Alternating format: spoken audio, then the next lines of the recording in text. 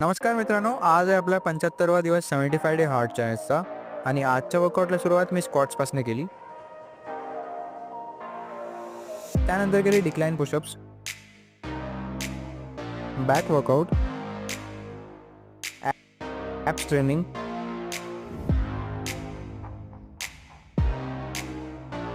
आणि tricep workout. जसं तुम्हाला माहिती आहे, आज आपला शेवटचा दिवस 75 डे हार्ट चॅलेंजचा.